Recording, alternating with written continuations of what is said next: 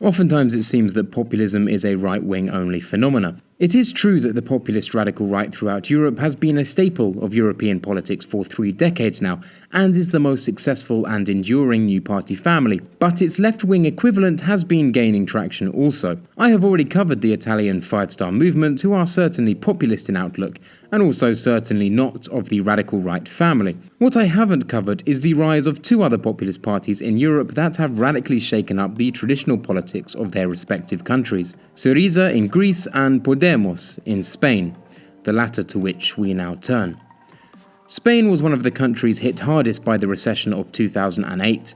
By 2009, unemployment had reached just under 20%. The government of 2010, presided over by the centre-left PSOE, the Spanish Socialist Workers' Party, under EU pressure, instituted strict austerity measures and reduced public spending by 1.5% of the GDP. This severely alienated those on the left side of the political spectrum, and mass unemployment disaffected many Spaniards from the political process. The first street mobilization around these issues occurred on the 29th of September 2010 and was initiated by the trade unions who strongly opposed changes made to labour laws.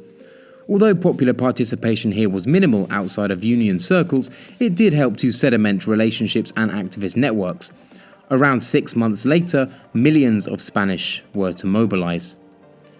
On the 15th of May 2011, around 8 million took to the streets, calling themselves the Indignados. This was exactly 1 week before the general election. This is symbolic, for one of the primary reasons for the protests was the betrayal of the traditional centre-left party, the Spanish Socialist Workers' Party, who enacted stringent austerity measures largely under EU pressure. The electorate they left behind had no one they felt they could vote for. Former Prime Minister of Spain, Felipe González, stated about the time, "In the Arab world they are demanding the right to vote, while here they are saying that voting is pointless."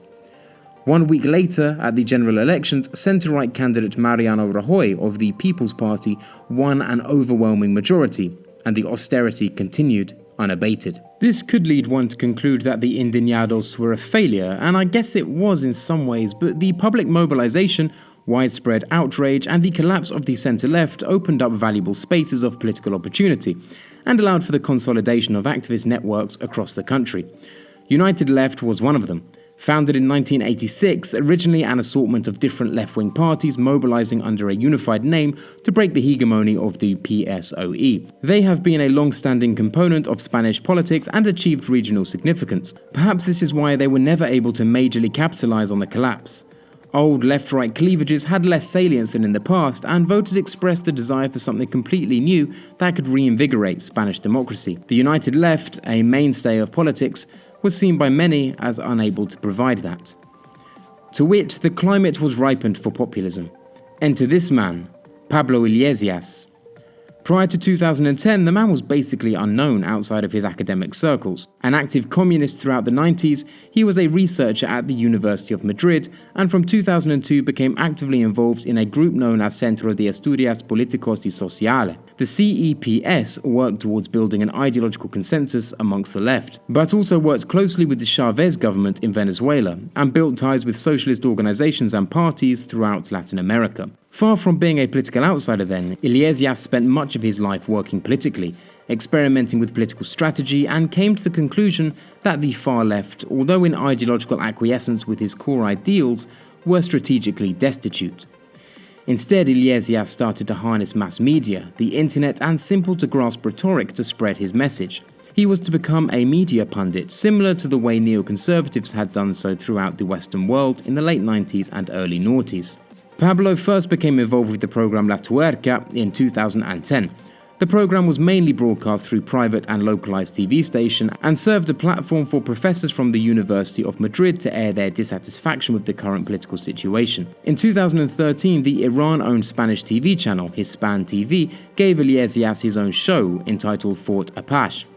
Highly stylized, Iglesias was able to portray himself as a motorbike-riding rebel, with his signature ponytail and eyebrow piercing highly idiosyncratic, but also highly memorable. That same year came his mainstream breakthrough. Strongly right-leaning channel Intereconomia invited Iglesias as a guest, where he was introduced as a figure closely connected to the Indignados movement. He became a staple of the program and came to be invited to numerous other mainstream TV shows as a vicious opponent to the establishment. There's a loose similarity here between Iglesias and Beppe Grillo of Five Star Movement in Italy. He was charismatic, perceived as coming from outside the establishment, and frequently referred to the political class as La Casta, much like Beppe, and was a thorough opponent of globalization and Germany-centered EU power.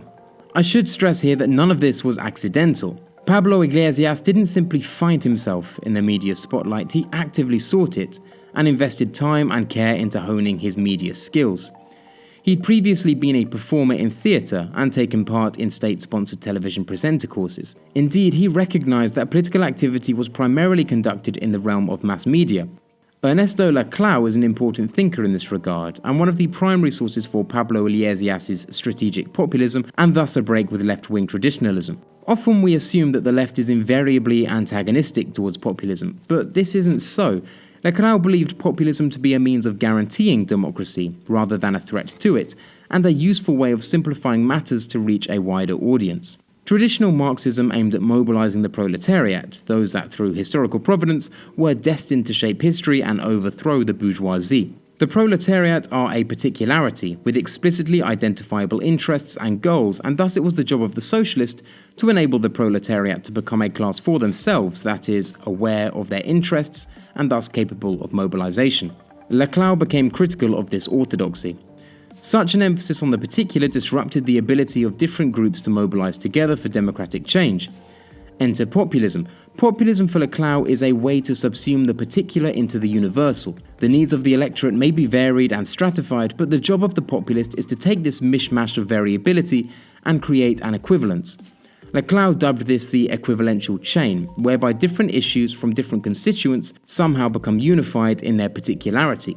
Once this has taken place, the populist has created a people that can then be sustained in opposition to a corrupt elite.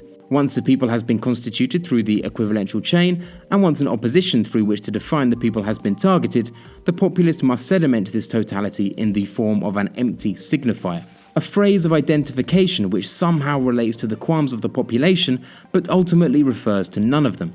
The less this signifier actually means, the better.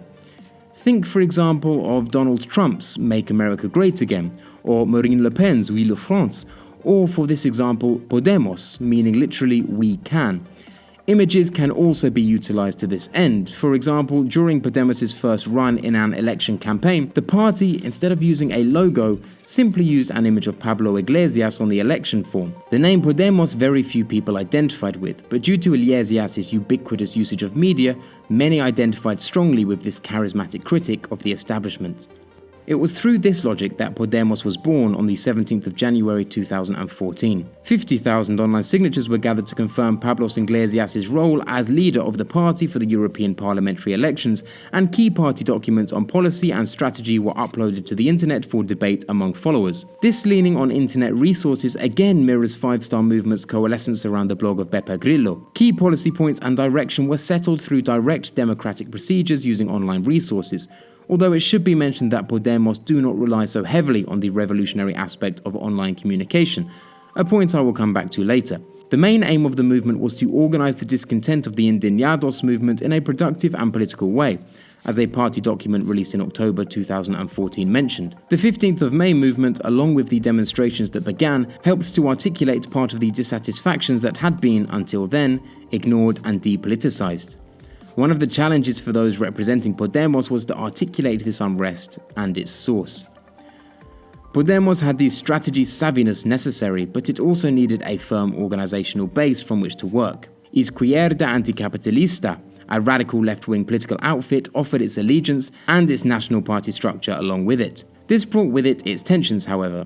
IA, perhaps more radical, certainly less pragmatic than Podemos, understood that Podemos was a populist outfit in ideals and acknowledged the potential problems this may cause. 2 months prior to the EU election, a party bulletin read, "We are aware that we are launching an initiative with a populist political culture, but they have a significant convening power, influence and popularity." Nevertheless, the two worked together on an election campaign. The campaign manager was to be Iñigo Errejón, also a professor and member of CEPS with close ties to the socialist populist leader Evo Morales of Bolivia, writing his PhD thesis on the success of Bolivia's ruler using Ernesto Laclau as his theoretical framework. Indeed, the strategy was firmly cemented and came to be thoroughly successful. In the elections just 3 months after the party's founding, they earned 4 MEPs and 8% of the vote. It's clear the party is left-wing and aimed primarily at young voters, but Iglesias does his best to appeal to those either side of the spectrum and overcome bipartisan politics. In the closing speech of 2014 election campaign, Iglesias asserted, "The problem of the country is not the centre-left or the centre-right, it is the caste." He also appeals to patriotism and increased sovereignty. Thus, the party has been able to criticize the Socialist Workers' Party for abandoning its principles of wealth redistribution, but also the centre-right People's Party for relinquishing fiscal sovereignty to international bodies. Distrust in representative democracy leads the electorate down different paths for political change.